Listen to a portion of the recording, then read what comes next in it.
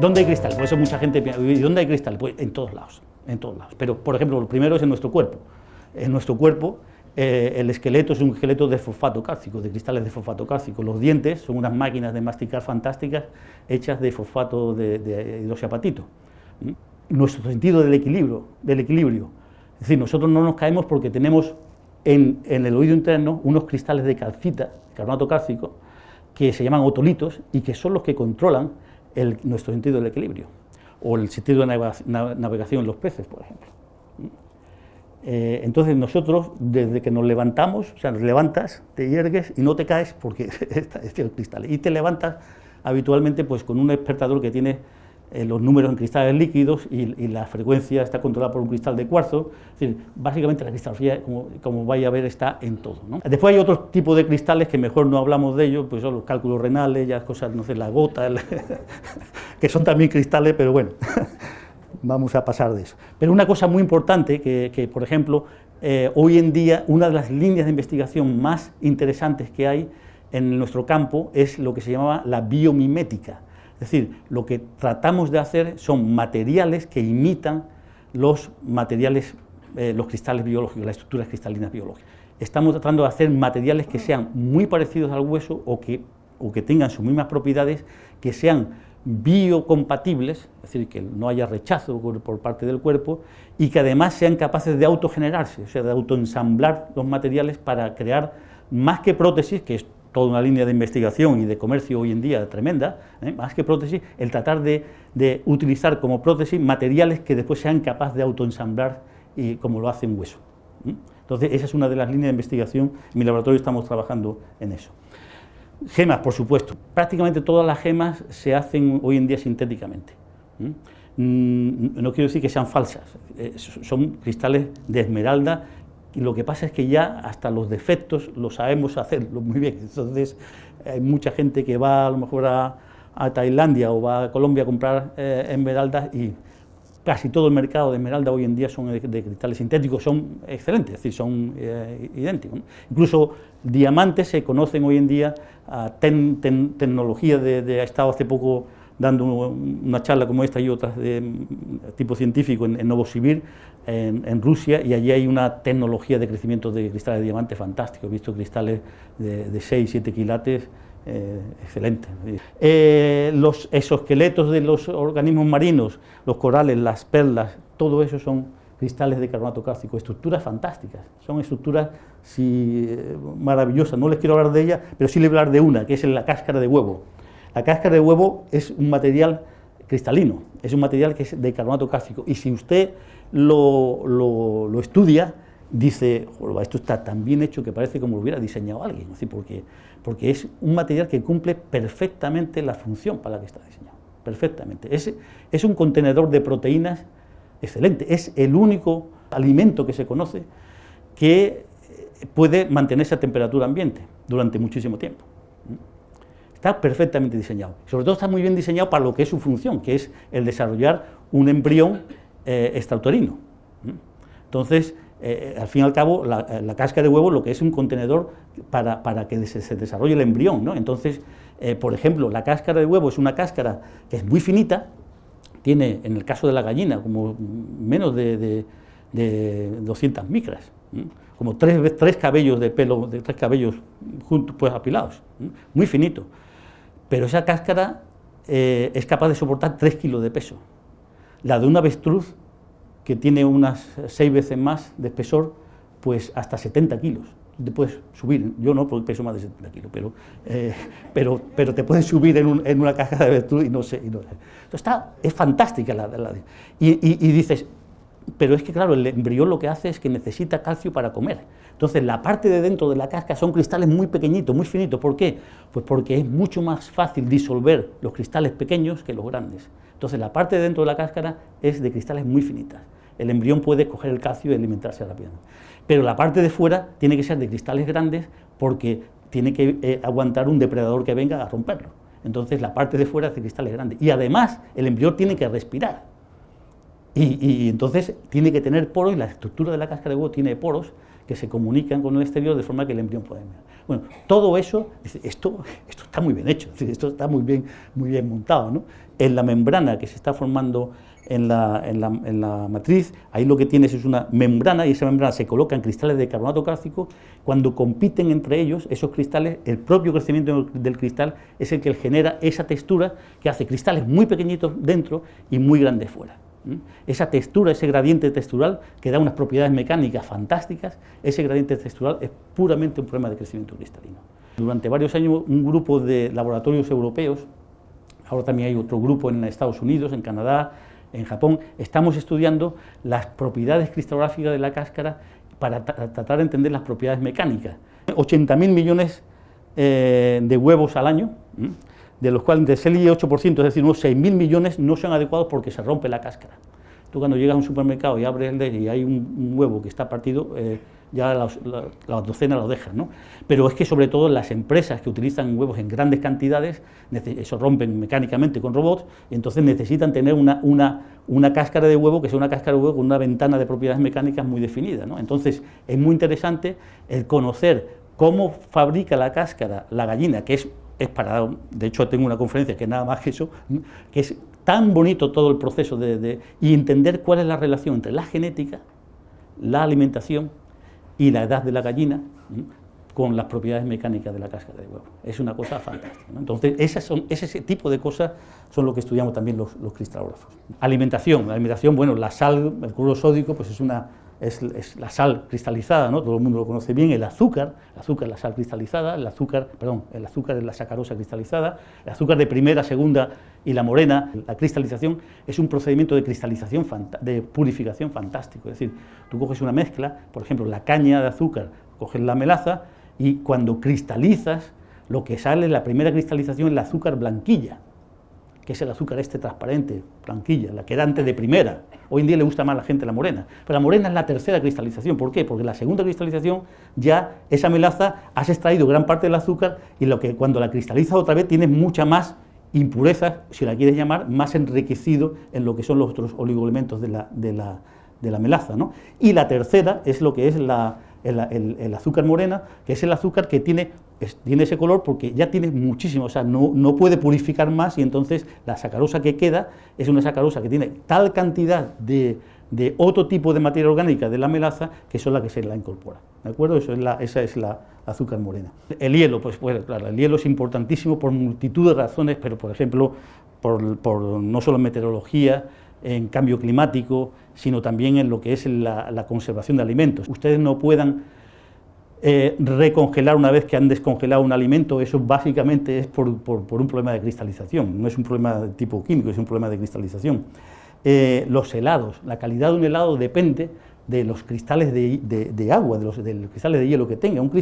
Esto es un cristal una estructura de un helado, fundamentalmente lo que tiene son burbujas de aire, y después tienes cristales de hielo, cristales de plasma, una serie de micelas de caseína, esa básicamente es la estructura. Y entonces, cuando tú tienes un helado cremoso, lo que tienes es una distribución de cristales son pequeñitos y redondeados, de tal forma que cuando tú te lo metes en la boca, pues tienes unos cristales que no rompen, tú no tienes que romper, tus dientes no tienen que romper esos cristales, pero cuando el niño o tú mismo vas y sacas del frigorífico, lo pones otra vez, ¿qué es lo que estás haciendo? Estás disolviendo cuando lo sacas y recristalizando, disolviendo y recristalizando. ¿Qué ocurre? Que los cristales se van disolviendo y van creciendo menos cristales, pero con tamaño más grande y con aristas más pronunciadas. Entonces ese es cuando ya el helado no te gusta, ¿eh? O sea, la calidad de un helado depende de la cristalización del, o sea, la diferencia entre un pochicle y un helado cremoso, pues es fundamentalmente cómo está cristalizado el agua. El chocolate. El chocolate, al fin y al cabo, simplemente es los ácidos grasos del cacao cristalizado, nada más que eso. Y fijaros, los ácidos grasos del cacao pueden cristalizar con 6 estructuras distintas. He explicado el polimorfismo, el diamante y el grafito, es decir, la misma composición química, el diamante una red cúbica, el grafito una red hexagonal, así en láminas, ¿de acuerdo? Son 2 estructuras distintas. Cada estructura tiene sus propiedades. Aquí el punto de fusión de los distintos polimorfos del cacao depende de la estructura. Entonces, fijaros que el punto de fusión es 17.3, 25. ¿Qué pasa si tú en un cristal, un cacao cristalizado con forma 1? Pues un cacao que está fundido, es decir, que no te lo pongo con las manos porque a 17 grados está fundido todo, ¿no? El cacao que es el óptimo es el que está, cacao, la fase 5, que funde a 33,8, o sea, ese es el cacao en el que cuando tú te tomas la pastillita de chocolate, te la metes en la boca, que está a 35 grados, y entonces suavemente te lo y está fantástico. ¿Qué pasa? Que si el polimorfo que cristaliza, el 27,5, es este cacao o este chocolate que te moja los dedos, te unta los dedos, ya aquello está mal, no funciona. ¿Por qué? Porque fundamentalmente gran parte del chocolate se ha convertido a fase 5. Y ese polvo blanquito que se ve en el chocolate cuando se le trata mal, que queda por arriba, la fluorescencia esa blanca, ese es el polimorfo 6, que también está malo porque es un polimorfo que tarda muchísimo en degustarse. Entonces la calidad del chocolate depende de la cristalización. Cosméticos, bueno, pues el que el rimen no se corra depende de cómo son los cristales, de la base del rimen. ¿Por qué? Pues porque si yo tengo una base de rimen que son cristales alargaditos, la arruga cuando tiene el sudor es muy fácil de fluir, ¿eh? Pero si yo lo que hago es controlar la morfología de los cristales y en vez de alargaditos los pongo de tipo isométrico, muy parejaditos, como cubitos, entonces eso cuesta mucho más trabajo. Y entonces a nosotros nos vienen compañías farmacéuticas y me dice usted, yo quiero cristalizar como esta compañía otra. O quiero hacer, con tal producto quiero tener la base para tener uno. Este es el tipo de trabajo que hacemos los cristalógrafos también, los cosméticos, desde hace mucho tiempo. Y el color de los cosméticos, que mucha gente se cree que es un color de tipo químico, es decir, que son absorbentes, es decir, son colorantes, realmente no. En la mayoría de los casos, el color de los cosméticos depende del tamaño de los cristales. El color del tamaño de los cristales, y lo van a entender con esto. Eso es lo que se llama colores estructurales. El color de esta mariposa, de los distintos colores de esta mariposa, no son colorantes, no son pigmentos. El color depende precisamente de aquí, esto. Esta es la estructura de las escamas de las alas de la mariposa. En distintos tipos de sitios tiene distinto tipo de estructura. Cuando la luz visible incide sobre la ala de la mariposa y se dispersa, el color de dispersión que se da fundamentalmente los verdes, los azules y los iridescentes, ese color no tiene ningún pigmento, ese color es un color debido a la interferencia de la luz con la estructura cristalina de las alas. Esto es una estructura de la mariposa, porque además esta estructura es lo que hoy en día se conoce como cristales fotónicos, que son unas estructuras que se utilizan en ciencia de los materiales con muchísimo presente ya y mucho futuro. Son estructuras que estamos utilizando porque tienen propiedades fantásticas, independientemente de lo que es la propia control del color. Fijaros, una propiedad tiene algunas propiedades, por ejemplo el cuarzo, es que cuando tú coges un cristal de cuarzo y lo sometes a una presión, ese cristal lo que hace es generar una corriente eléctrica. Ese es el principio del sonar, por ejemplo. La Segunda Guerra Mundial, que fue muy importante la creación del sonar, porque se descubrió el uso del efecto piezoeléctrico. Entonces, ¿qué es lo que pasa? Bueno, pues si tú tienes en un barco, tienes un cristal de cuarzo, le das un golpe y generas una corriente eléctrica, lo que estás generando es una corriente eléctrica. Si al revés lo que haces es que con una corriente eléctrica le induces al cristal con la corriente eléctrica una vibración, un golpe, entonces ese cristal vibra, comunica en el agua las ondas, o sea, comunica una presión a las olas, a las ondas, al agua, perdón, esa presión se propaga en forma de onda y cuando llega al suelo o llega a otro barco, lo que hace es que rebota y entonces lo que tienes tú aquí es otro cristal que llega a la onda, da una presión y genera una corriente eléctrica. Entonces tú sabes, como sabes la velocidad de propagación de las ondas en el agua, entonces sabes a qué distancia está el barco o a qué distancia está el fondo. Eso funciona así. La ecografía, eso es simplemente una serie de cristales piezoeléctricos que coge el médico, lo pone ahí y entonces con eso está haciéndote una fotografía del embrión. Hay montones de cosas hoy en día que funcionan con la piezoelectricidad, que todo esto que tenemos aquí, los relojes de cuarzo, transmisores de radio, encendedor, este encendedor que pegas un chispazo, esto es un cristal de cuarzo piezoeléctrico que genera un arco y ese arco enciende el gas. Y hay otra propiedad, cuando ustedes entran aquí en el Corte Inglés y entran por la puerta y se abren las puertas, pues eso no es magia, eso es que hay otro tipo de cristales que se llaman piroeléctricos, que es exactamente lo mismo, pero que genera lo que ocurre es que detecta calor. Es decir, son cristales que cuando, me parece que quizás es mejor ejemplo el termómetro de los niños. Esos termómetros son termómetros que lo que tiene es una sensibilidad, unos cristales que son sensibles, entonces esa sensibilidad lo que hace es que genera una corriente eléctrica. Los relojes, como digo, son cristales líquidos, los números que tenéis vosotros son cristales líquidos, son cristales que están orientados perfectamente con una temperatura determinada, y cuando le colocas un pequeño cambio de temperatura o una corriente eléctrica, lo que hace es desordenarlo. Entonces, los números básicamente es eso. La energía solar son cristales de silicio. De hecho, toda la tecnología de semiconductores está basada en el silicio, o en arsenuro de galio, como estos cristales de aquí, o en láseres, cristales para láser de óxidos. Básicamente todo. Esto es una fotografía que hemos hecho unos amigos en esta exposición que os digo, pues es para mostrar que los cristales están en todos lados. Entonces nos fuimos una serie de amigos al Paseo de los Tristes en Granada, y entonces hicimos allí una foto, arriba va a estar la Alhambra, y entonces es una aplicación que va a está en la exposición y va a estar para iPad y para las tablets, donde hay cristales en todos lados, los mejillones, la cáscara de huevo. El vino, ¿por qué? Pues porque la estabilización tartárica del vino es una estabilización que es de cristalografía, es decir, un problema de crecimiento de cristales clásico. Los móviles, los cosméticos, los corales, el reloj de cuarzo, los wifi, el GPS, las piedras de las joyas, los helados, los pigmentos, ¿no? En todos lados. O sea, la vida cotidiana es una vida cotidiana en la cual, digamos, los cristales lo que han hecho es que vivamos mejor hoy en día. El vídeo del Año Internacional de la Cristalografía, que nos pidió la Unión Internacional hacerla, lo hicimos Javier Trueba y yo. O sea, la crista está en todos lados, ¿no? Los minerales, las rocas, los nuevos materiales, los láseres, superconductores, las medicinas,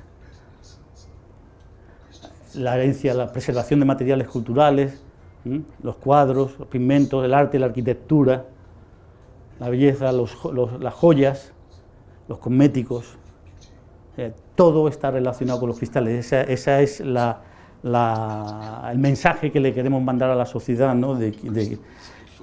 Fundamentalmente para que le digan a los gobernantes que nos apoyen, que nos paguen más dinero, porque es fundamental. Estos son los cristales gigantes de NAICA, que yo he tenido el placer de estudiar y la suerte de estudiar. Estos son unos cristales que aparecieron en México, en NAICA, es una mina que está en el estado de Chihuahua. Yo había ido allí precisamente porque estaba estudiando los cristales de Segóbriga, que son como 2 metros así. Entonces conocía que en esta mina había descrito alguien en 1910 unos cristales grandes de yeso, y digo, pues tengo mucha relación, tengo muchos estudiantes de doctorados y postdocs mexicanos, y voy mucho a México, y pues me acerqué a la mina y sí, se le enseñaba, y con la suerte de que me dijeron, pero acabamos de encontrar otra cueva que nos gustaría que la viera. Entonces, claro, yo cuando vi aquello es espectacular. Estos son los cristales. Esta foto, cuando la mandamos, hicimos el estudio durante varios años, al final lo publicamos en una revista que se llama Geology, una revista muy buena, y el editor, pues claro, conoce muy bien, ¿no? Entonces, cuando publicaron el artículo, nos pidieron la portada, le mandamos una foto, y el editor, cuando vio la foto, a los 2 o 3 días, muy bien, pero a los 2 o 3 días le mandó y dice, seguro que no es Photoshop, ¿no? Porque si ve, este es un nombre, ¿no? Entonces, pues los cristales que tienen hasta 11 metros, es espectacular, es como Superman, pero de verdad, o sea, impresionante. Entonces, estuvimos estudiando esto, es muy bonito este fenómeno. La película que hicimos, el que se llama El misterio de los cristales gigantes, si se meten ustedes en una página, se llama Triana, fácil de entender, Triana Science Technology, si ponen Triana Crystallization o Triana Cristalización, sale en Google la primera. Entonces, ahí está gratis, gracias al Año Internacional de la Cristalografía, lo hemos podido poner gratis para todo el mundo. Está en 4 idiomas, está en subtitulada a 7 idiomas distintos. Entonces ahí podéis ver la película, es gratis, cualquier colegio, cualquier persona la puede disfrutar hoy en día.